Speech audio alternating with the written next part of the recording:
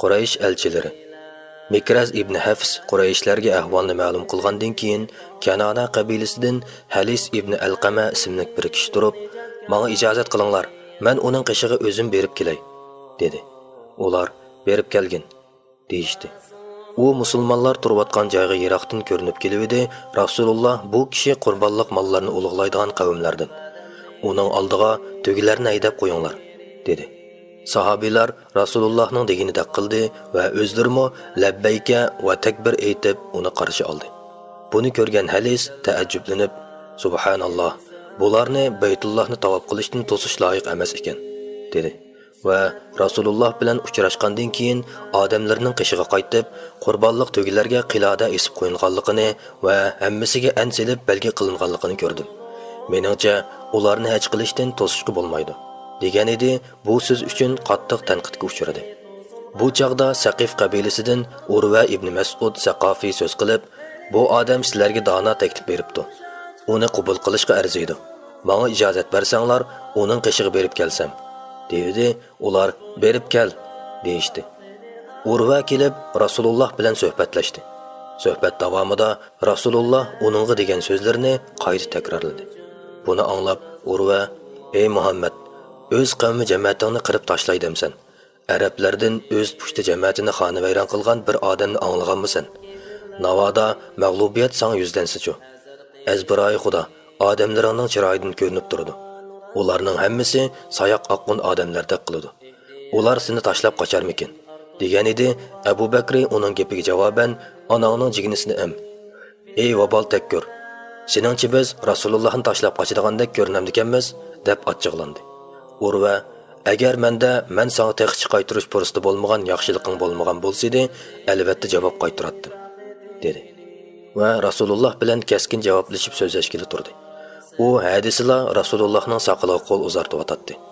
Rasulullohning yanida Mughira ibn Shu'ba radhiyallohu anhu qo'lida shamshar, beshida dubulg'a kelgan holatda muhofazatda turib. Qachonki Urva Rasulullohning saqiliga qo'l uzatsa, Mughira uning qo'liga kelishning dastasi bilan tak qilib urib, "Tart qo'lingni", deydi. Urva beshini ko'tarib, "Bu kim?" deb so'radi. Kishilar "Mughira ibn Shu'ba" degan edi. U "Voy aldamchi xoin, sening terib qo'ygan xiyonating uchun hozirmi badal to'layapman", dedi. Mughira musulmon bo'lishning oldida bir qancha odamga hamroh bo'lib safarga chiqqan va bir yerga kelganda ularning hammasini o'ltirib o'tib, mol-mulklarini elib qochib ketgan. Ondan Madinaga kelib musulmon bo'lgan edi. Rasululloh uning ahvolini uqqandan keyin "Sening musulmondorchiligingni qabul qilaman, ammo elib kelgan melingni men tonimayman", degan edi.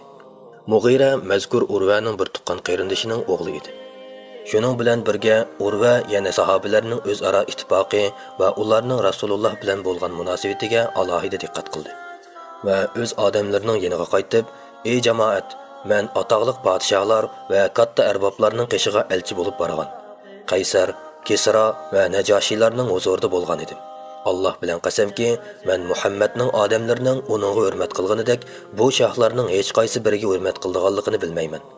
Azbiroyi Xudo, ular uning tükürgen tükürkini qat'iy yerga tushirmaydi ekan.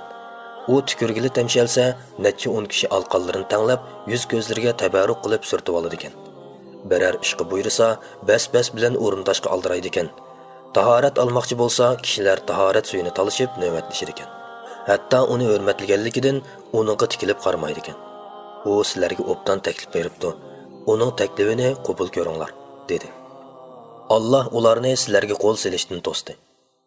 Quraysh tarafdan urush xumor bir qancha asabiy tentak yosh boshliqlarining sulhiy tuzishga moyil bo'layotganligini ko'rib, sulhiy kelishimining imzolanishiga to'salg'i paydo qiladigan muvaffaq bir tadbir ustida o'ylandi. Oxiri ular kechilab chiqib, musulmonlar bargohiga hujum qilib, urush piligiga o't yoqish irodasi keldi. Va mushu maqsadda ulardan 70-80 dak yosh tashkillanib, Tanim teg'ini bo'ylab kelib, maxfiy ravishda musulmonlar bargohiga tegish qilmoqchi bo'ldi. Biroq ular o'ylamagan yerdan musulmonlar muhofizatchi qo'shinining qo'mondoni Muhammad ibn Maslama tarafidan sezib qilinib, ularning birimi qolmay qo'lga tushdi. Payg'ambar alayhisalom buningdan xabar topgandan keyin sulhiy kelishim ishlariga to'salg'i bo'lmasin uchun ularning gunohini kechirim qilib, o'z yo'liga qo'yibdi. Alloh taolo bu haqda Sura Fatih 24-oyatni nozil qildi. Allah ularni sizlarga qo'l selishdan to'sdi. Hamda ular ustidan g'alaba qilganinglardan keyin Makka ichida, ya'ni Hudaybiyada sizlarni ularga qo'l selishinglardan to'sdi. Alloh qilgan ishinglarni ko'rib turg'ushidir. Osman ibn Affon Quraysh tarafga elchi bo'lib bordi. Bu chaqda Rasululloh Quraysh tarafga o'zining maydonini va bu qitimqi safarning asosiy nishonini uqtirib qo'yish uchun Makkaga bir elchi kirgizishni o'yladi. Shunga u Umar ibn Xattobni chaqirib Makkaga kirgizmoqchi bo'lgan edi. Umar: "Ey Rasululloh, agar men Makkada zarbiga uchirsam, Bani Ka'b jamoatidan menga istoshlik qiladigan odam yo'q. Shunga sen Osman ibn Affonni avatgin. Uning urug' tuqqanlarining hammasi Makkada. Elchilikni obdan qamlashtirdi", deb o'zira aytdi. Shuning bilan Rasululloh Osmanni chaqirib, uni Quraysh tarafga elchilikka avatadiganligini uqtirdi va Quraysh tarafga bizning urush qilib kelmaganligimizni, faqat umri haj qilish uchun kelganligimizni uqtirgan va ularni islomga chaqirgan, dedi. Hamda uni Makkadagi barliq mo'min ayol bilan ko'rishib, ularga fathi bishoratini yetkazishga va u yerdagi kishilar iymonini yoshirib yurmasin uchun ularga Alloh bu dinni Makka tuproqida hamon ustunlikka ega qilganligini xabar qilishga buyurdi. Shuning bilan Osman ibn Affon elchi bo'lib Makkaga yurib ketdi. Hatto bir chaqda Baldaha degan yerga berib edi, u yerda Qurayshlardan ba'zi kishilarni uchratdi. Ular: "Nega ketyapsan?" deb so'ragan edi. Osman: "Rasululloh meni elchilikka avatdi", dedi. Ular: "Aq yo'l bo'lsin, yo'lingga ravon bo'lgin", deyishdi.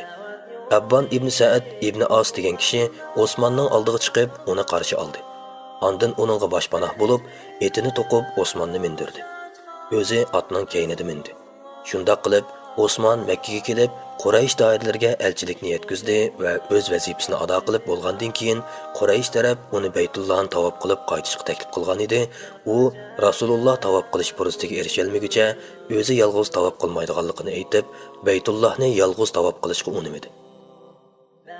Osman ibn Affonning o'ldirilganligi haqida yolg'on xabar tarqalganligi va Rizvon bayiti. Quraysh taraf Osman ibn Affonni bir oz saqlatib qo'ydi. Qaraganda ular hozirgi vaziyat haqida o'zaro muzokara qilishib, bir mavqega bosh qo'shib olishgandan keyin ondan Osman elib kelgan elchilikka muvofiq javob qaytarish maqsadida uni kechiktirib qo'ygan bo'lishi mumkin. U mo'lchardagidan ziyoda kechikib qoldi. Vaqt uzargan sari musulmonlar orasida Osman o'ldirilibdi degan xabar tarqaldi. Rasululloh bu xabarni anglab, "Biz ular bilan tig'mutiq elishmoqcha hargiz qaytmaymiz", dedi.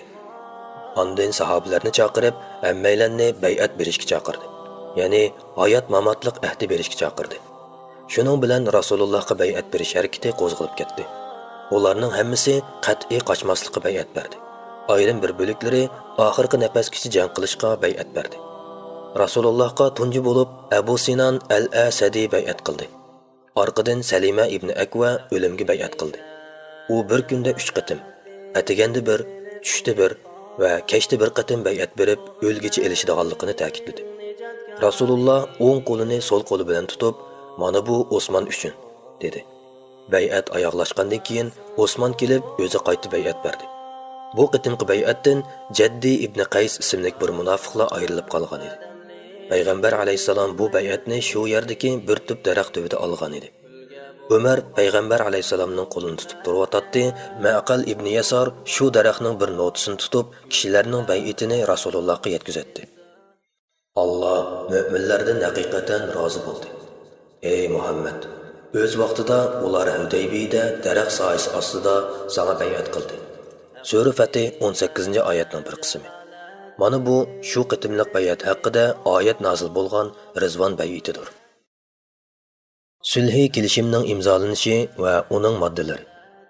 Osman ibn Affonning elchiligidan Quraysh taraf vaziyatning jiddiyligini tunib yettichig'i, ular darhol Suhayl ibn Amirni sulhi kelishim tuzishga avatdi.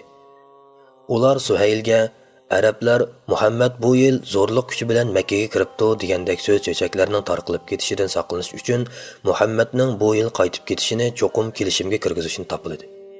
Suhayl yetib kelibdi, Rasululloh uni ko'rib, "Ishinglar yengillashdi. Ular Suhaylni avatganiga qaraganda cho'qim sulhini tanlabdi", dedi. Suhayl yetib kelib, Rasululloh bilan uzun suhbatlashdi. Suhbatdan keyin ikki taraf sulhi kelishimning tuvandagi moddalariga o'rtaq birlikka kelishdi. Birinchi, Rasululloh taraf bu yil Makkaga kirmay qaytdi. Kelar yili qaytib kelib, Makkada faqat 3 kunli turdi. Haramga musofirlar hamroh qiladigan yaroq va qiniga silingan qilishdan boshqa har qanday qurol yaroq elib kirilmaydi. Quraysh taraf bularning haj tavob qilish ishlariga hech qanday to'salg'u va daxli taruz yetkazmaydi. Ikkinchi, ikki taraf o'rtasida 10 yil urush to'xtatildi. Bu muddatda ikki taraf xalqlari bir-biridan amin bo'ladi va koni adovat va ziddiyatlarni ko'lashmaydi. Uchinchi, har qaysi arab qabilalarining mayli musulmonlarning himoyasiga kirishi yoki Quraysh tarafining himoyasiga kirishi shu xalqning o'z ixtiyorligi bilan tanlashiga qo'yiladi. Ammo ikki tarafning qaysi birisining himoyasiga kirgan qabila xalqi shu tarafning ayrilmas bir qismi hisoblanadi. Buningdan keyin shu qabilaga qilingan har qanday yo'lsizlik shu tarafga qilingan tajovuzchilik hisoblanadi. 4. Quraysh tarafdan egi chaqinlarning ruxsatsiz qochib kelgan har qanday bir Quraysh tarafga shartsiz qaytarildi. Ammo musulmonlar tarafdan ular tarafga qochib borsa, ular uni qaytarib bermaydi. Kelishim nomining moddalariga ikki taraf o'rtaq birlikka kelib bo'lgandan keyin payg'ambar alayhisalom Ali ibn Abu Talibni chaqirib shartnomani yozishga buyurdi. Ali qo'liga duvat va siyoni ilib Bismillahirrohmanirrohim deb yozgan edi. Suhayl biz Rahman degan so'zni azbiroyi Xudo tonimaymiz. Sen u yerni Bismika Allohumma deb yozgin dedi. Bu ularning tavarruk so'zi edi. Payg'ambar alayhisalom Alini Suhaylning deganidek yozishga buyurdi. Shuning bilan Ali Allohning payg'ambari Muhammad alayhisalom shuningga sulhi qiladi-ki deb yozgan edi. Suhayl Rasulullohga biz sening payg'ambarligingni e'tirof qilgan bo'lsak, sen bilan urushib Baytullohni to'sib yurmaydik. Shunga Muhammad ibn Abdullah deb yozgin dedi. Payg'ambar alayhisalom uningga meni garchi inkor qilsanglarmi, men yanala Allohning barhaq payg'ambaridirman dedi-yu, Alini Suhaylning deganidek yozishga va kelishimdagi Rasululloh degan so'zni o'chirib etishga buyurdi. Ali men bu so'zni mangu o'chirmayman deb turib olgan edi. Rasululloh eliqi so'zni o'z qo'li bilan o'chirdi. Ondan yozishni davomlashtirib hujjatni bitkizdi. Kelishimga imzo qo'yish oyoqlashgandan keyin Xuzoa qabilasi Rasulullohning himoyasiga kiradiganligini jakarladi. Ular so'zimizning beshida aytganimizdek Abdulmuttalib davridan tortib Bani Hashim jamoatining ittifoqdoshlaridan edi. Bu qitimqisi endi ashu koni ahdini puxtalash bo'ldi. Bani Bakr qabilasi Qurayshlarning himoyasiga kirdi. Abu Jandalning qaytarilishi.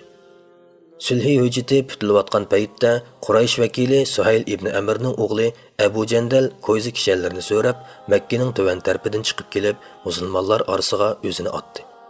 Suhayl buni ko'rib, "Mana bu qaytarishga tegishlik tunji ish" dedi. Rasululloh "Biz taxil sulhi hujjatini bitishib bo'lmadiq-ku" degan edi. Suhayl "Undaqda men sen bilan hech qanday kelishim imzolamayman" deb turib oldi. Rasululloh "Uni menga qaytargin" degan edi. Suhayl "Uni sana mangu qaytara olmayman" dedi. Rasululloh qayta talab qilgan bo'lsa-mu, Suhayl unmadi. Suhayl o'g'lining yuz ko'zlariga ha deb uratdi va uni Makkaga qaytarib ketish uchun uning gajgisidan tutib so'raydi. Abu Jandal jenining boricha to'lab, "Ey musulmon qarindoshlar, meni dinimdan yondiradigan kofirlarni qaytarib beramsizlar" dedi. Bu chaqda Rasululloh, "Ey Abu Jandal, sabr qilgin, norozi bo'lmag'in. Allah sana va sana o'xshash zulm qilingan musulmonlarga pat yaqinda cho'qim aminlik va chiqish yo'li ato qiladi. Biz ular bilan sulh tuzibdik.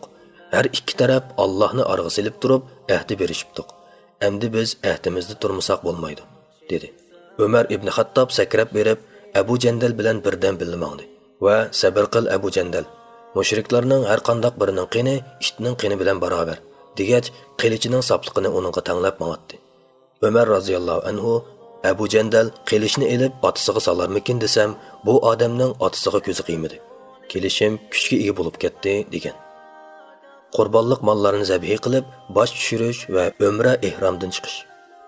Sulhi hujjati imzolanib bo'lgandan keyin Rasululloh sahobalarga "Turinglar, qurbonlik tugunlarni zabih qilinglar" dedi. Azbiroyi Xudo, Rasululloh bu so'zni 3 qatim takrorlagan bo'lsa-mu, birma odam ijro qilishga tamshalmadi. Rasululloh bu jimjitlikni ko'rib, ayoli Ummu Salima radhiyallohu anhaning qishig'iga kirib, musulmonlarning gap anglamaganligiga qoyidi. Ummu Salima: "Ey Rasululloh, ularning amringa itoat qilishini xohlamsan? Undaqda oldi bilan o'zing chiqib qurbonlikni zabih qilgin. va sotirashni chaqirib, sochlaringni oldirib, ehramdan chiqqin dedi. Shuning bilan Rasululloh Ummu Salimaning yenidan chiqqan peti hech kimga qaramay berib qurbonlikni zabih qildi va sotirashni chaqirib, chechini oldirdi. Sahobalar buni ko'rib, qurbonliklarini bas-basli zabih qildi va o'zaro sochlarini oldirishdi. Ular qattiq dard alam chekayotgandek qiladi. Töge kallalarni o'xshashla 7 odam bir töga yoki bir kala qurbonlik qildi. Payg'ambar alayhisalom mushriklarga obdanroq alam qilish uchun Abu Jahlning Badr urushida o'lja elingan kumush burun to'ruq qizil nar tögisini qurbonlik qildi. Rasululloh sochlarini tushirguchilarga 3 qatim, qirqitqanlarga 1 qatim mag'firat tiladi. Mushu safarda yana Alloh Ka'b ibn Ujra qatorliq ma'lum illat tufaylidan chechini muddatdan burun oldirganlarga ro'za tutish, sadiqa berish va yoki boshqa faoliyatlarni qo'shib ado qilish bilan kaforat to'lashni nozil qildi. Da'vat yo'li to'silganda kafirlarga qilich bilan urush ochgan Rasululloh